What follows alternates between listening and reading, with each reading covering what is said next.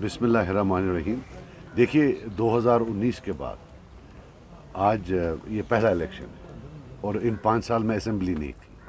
मुझे लगता है कि one of the most important election ये पार्लियामेंट होगा। The people of Kashmir deserve that they be represented by a new voice, by a different voice, and even the people of India deserve that they know exactly what is happening है। क्योंकि पिछले 10 parliaments में 9 बार एक ही party के MPs गए। सो मुझे लगता है ये बहुत अहम है, बहुत इम्पॉर्टेंट है at a juncture where there is a lot of confusion कि हकीकत क्या है। तो मुझे लगता है ये एक ऐसा अपॉर्चुनिटी है which if with all humility, if people give us that opportunity, I promise that the voices of the people of North Kashmir will resonate across the parliament. Sajjad साहब, इनिशियली वी वर एक्सपेक्टिंग कि आपकी huge rally होगी कुपवारा से, यहाँ श्रीनगर पट्टन से, but ये सादगी के साथ नॉमिनेशन भरना, इसकी सबसे बड़ी वजह क्या है? बेसिकली क्या है कि जो सैलाब आया, सो हमने आज कोई एक्टिविटी भी नहीं की और कल भी नहीं करेंगे। सिर्फ सैलाब की वजह से हमने बोला that we should not do a lot of पॉम्पमेंट शो जब ये हो। सजाद साहब, आप बार-बार बहुत सादगी से किया। सजाद साहब, आप बार-बार कहते हैं कि हम मजलूमों में से हैं और जालिम की आप मिसाल देते हैं बार-बार, तो ये थोड़ा सा वजाहत आवाम को कीजिए कि जालिम आप उनको क्यों कहते हैं, अपने आप को मजलूम क्यों समझते हैं? देखिए मेरी बात सुनिए, मैंने पर्सनली, मैं अपनी बात करूं, मैं पार्लियामेंट इलेक्शन लड़ रहा हूं, पर्सनली मैंने वो सब चीज़ देखी है जो 99% कश्मीरियों ने देखी। मैंने टॉर्चर देखा है 3rd डिग्री, 1st या 2nd डिग्री नहीं। मैंने जेल देखा है 3rd डिग्री, वो वाला जेल नहीं, वो हरी निवास वाला जेल नहीं। I was not in a palace, I was in a dungeon, I was in a cell. मैं कैद तन्हाई में रहा हूँ, मैं ब्लाइंड फोल्डेड रहा हूँ 7 दिन, मेरे हाथ बंधे रहे, मैं उल्टा लटकाया गया हूँ।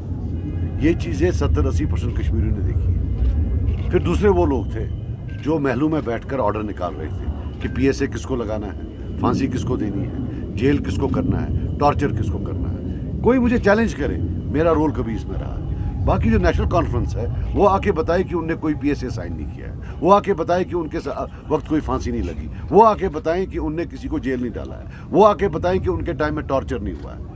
क्या वो माँ के पेट से नहीं जन्मे थे वो कश्मीरी जिनके जो उनके टाइम में मरे हैं? आप unfortunately you don't get the statistics. 1996 से 2002 तक 7000 सिविलियंस हैव डाइड। वो किस खाते में?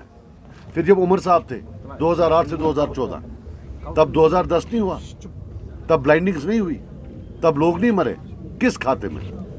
अब आकर आज बोलना कि भाई मैं अब कश्मीरियों का अब हम एक ही पार्टी हैं जो कश्मीरियों को एडवोकेसी करेगी।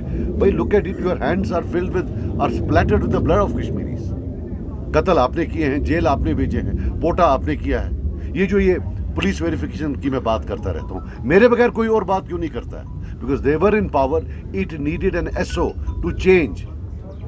How is it possible that it's the only state in India जहां अगर 500 के खानदान में, एक्सटेंडेड खानदान में एक आदमी गलती करे, 499 को पुलिस वेरिफिकेशन सर्टिफिकेट जो एडवर्स मिल जाएगी। और अब तो हर एक चीज़ उस पर, ये जो OGW लिस्ट है, मैं कल दे वो बोलते हमने नहीं बनाए, फिर क्या मैंने बनाए? OGW लिस्ट 96 से 2002 में क्या नहीं बने? 2008 से 2014 में नहीं बने। I challenge the security establishment today also, 50% of them are based on political rivalry. डाल दिया, आज उन बेचारों को पासपोर्ट नहीं मिल रहा है, उनके बच्चों को जॉब्स नहीं मिल रही है। ये तो हकीकत है, बताएं कहाँ? मैं आज सवेरे गया, मैं अपने फादर के कब्रिस्तान में जहाँ वो दफन है, वो शहीद मरगुजार है, मैं वहाँ गया, मेरा एक रिश्ता है उसके साथ। I am among those who are downtrodden, जिन पर जुल्म हुआ, एक रियलिटी है। सजाद साहब, कुछ लोग कहते हैं ये बिजली सड़क पानी की लड़ाई नहीं है। क्या आपको लगता है कि अभी भी डेवलपमेंटल एस्पेक्ट में हम काफ़ी ज़्यादा पीछे हैं, अगर हम बारामूला की बात करें या नॉर्थ कश्मीर की बात? देखिए मैं अपने लोगों को बोलना चाहता हूँ, अगर मैं आपको 1000 रुपया दूँ और बोलूं कि इसमें मीट का 1 किलो लाना, थोड़े केले लाना, तो पॉसिबल है। अब अगर मैं आपको 1000 रुपये में बोलूं कि भाई दो कनाल ज़मीन मेरी लो बारामूला में, इज इट पॉसिबल? इस इलेक्शन में जो आइडेंटिटी की लड़ाई है वो हमने यहाँ लड़नी है, ये पार्लियामेंट में नहीं लड़ सकते हो आप, उसके लिए 350 MP चाहिए। और ये बोलते हैं कि साहब जब हम पावर में आए, ये लिखवा दे। मैं आज भी कहता हूँ, मैंने फॉर्म भरा है, 4 दिन बचे हैं। इंडिया अलायंस अनाउंस कर दे कि वो 370 35 से इंटरनल ऑटोनॉमी वापस लाएगी, चाहे उनका कोई एमपी आए ना आए, मैं कल जो है I will withdraw my form, but let them get India alliance to say 370 35A internal autonomy they will get back. तो इसका मतलब उनको फिर से धोखा दिया जा रहा है, धोखा दिया जा रहा है फिर से। ये तो धोखा है और क्या है। 3 MP आपके पास थे, उसके बावजूद सब ले गए। जब 3 MP रोक ना पाए 370 लेना, 35 से लेना, तो ला कैसे सकते हैं, ये मुझे आप बताएं। If they have the power to get it back, means then they had the power to stop. Does it mean that they did not stop when they wanted to stop it? Let them up. Problem ये है, हम तो उनसे बात करते नहीं है, बात आप करते हैं, आप ये सवाल पूछते नहीं हैं, वो तो मेरी गलती नहीं है। सजाद साहब, बेशक उसकी वो लड़ाई नहीं है और नहीं लड़ी जाएगी, क्योंकि फिलहाल 370 की बात करें हम, तो आज के इलेक्शन में मुद्दे क्या है जिन पर इलेक्शन लड़ा जा रहा है? देखिए, जहाँ तक मैं अपना बता दूं, हम बोल रहे हैं development and dignity. Development means a normal development, right, जो कि आपके इकोनॉमिक इश्यूज हैं, and we have a plan for a larger development. We are looking at Kashmir through horticulture and tourism, that these are the 2 things जहां हमारा competitive advantage है। Competitive advantage का मतलब we are made for this, okay. फिर उसके बाद dignity की बात है। डिग्निटी की बात यह है कि हमें क्या दे रही है central government, is not as important कि किस तरह से दे रही है, क्या वो इज्जत से दे रही है, डिग्निटी से दे रही है।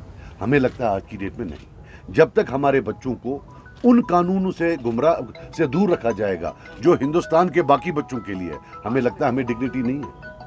अगर जो गुजरात के बच्चों के लिए कानून है, जो तमिलनाडु के बच्चों के लिए कानून है, वही हमारे बच्चों के लिए हो, तब हमें लगेगा that we are being treated with dignity.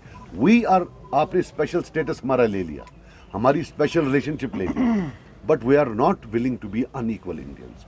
We want to be equal Indians at par with the rest of the Indians across the country. Why should we be an inferior? Sir, आपकी गरीब जमातें ये इल्ज़ाम लगा रहे हैं कि सज्जाद गनी लोन साहब प्रॉक्सी कैंडिडेट है डायरेक्ट बीजेपी का। 1982 में बेग साहब ने लड़ा था एसपीसी, तब भी प्रॉक्सी थे। 87 में भी प्रॉक्सी थे, 2009 में भी प्रॉक्सी थे। और ये बताइए कि वो जो 1993 के कम्युनल राइट्स के बाद जिसमें 5000 मुसलमान मरा, वो जो बैठा हुआ था वहाँ वाजपेयी साहब की हुकूमत में फॉरेन मिनिस्टर, वो भी मैं ही था, वो मैं था। वो जो इंटरनल ऑटोनॉमी की रेजोल्यूशन जो यहाँ से पास करके वहाँ भेजी, वो रिजेक्ट की गई और फिर वहीं बैठा 2 साल रिजाइन नहीं किया, वो भी मैं ही था। आज जो शिवसेना के साथ बैठा है, जिनके हाथ में बॉम्बे के मुसलमानों का खून लगा हुआ है, वो भी मैं ही हूँ। I am here much before BJP was made my party. Incidentally our party was made before BJP. Sir, Thapar को आपने 2014 का इलेक्शन जब हुआ, मैं वसूख से कह रहा हूँ, my hand on my heart, the first party to rush to Delhi and have parleys with BJP was NC. Omar Abdullah sahab ने खुद किया, फिर देवेंद्र राणा साहब को भेजा, और उसमें मैं फिर कह रहा हूँ, चीफ मिनिस्टर जम्मू का था, डिप्टी चीफ मिनिस्टर कश्मीर का था, वो एनसी के थे।